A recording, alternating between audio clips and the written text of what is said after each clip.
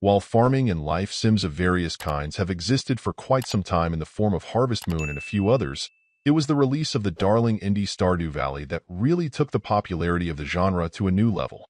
Somehow its mix of repetition, varied tasks, and interesting characters turned into lightning in a bottle, and ever since we've been awash in a steady stream of games with their own takes on the same general formula.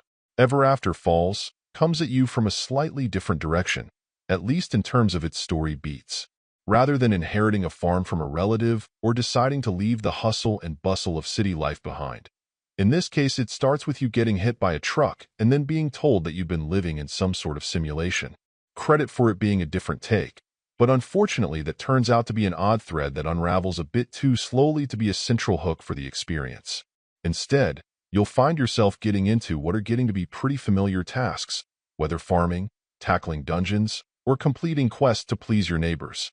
Granted, the way some of this is done has been refined, whether getting assistance from your pet to set up and cultivate your crops, or making use of drones and some other means for help as well. This does at least streamline some tasks, so you may appreciate how it can free you up for other things.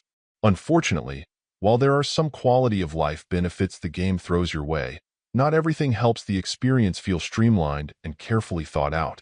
Familiar equipment and tasks like dropping off items to be sold, or even keeping track of where that neighbor you were meant to meet, feel oddly cumbersome. The fishing minigame, while implemented in a novel way, isn't really explained, and while it isn't too hard to figure out, also feels weirdly reliant on quick timing for a cozy game. Pairing that with visuals that look a bit more plain and simplistic than many of its competitors, and the title starts to approach more of an acquired taste distinction rather than something that stands out demanding to be played.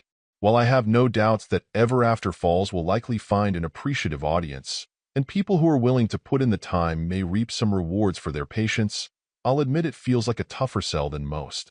With so many other options out there, to some degree the competition really is a sprint, demanding that you sink your hook into people in the first hour or two, and the value proposition here in that time frame simply isn't that strong. It succeeds in doing things its own way, but not in such a way that it demands your attention. Overall, my final score for the game ended up being a 6.2. And if you're interested in picking it up, it's currently available on the Switch eShop for $19.99.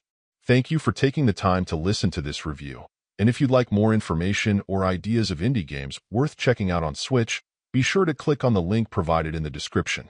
Until next time.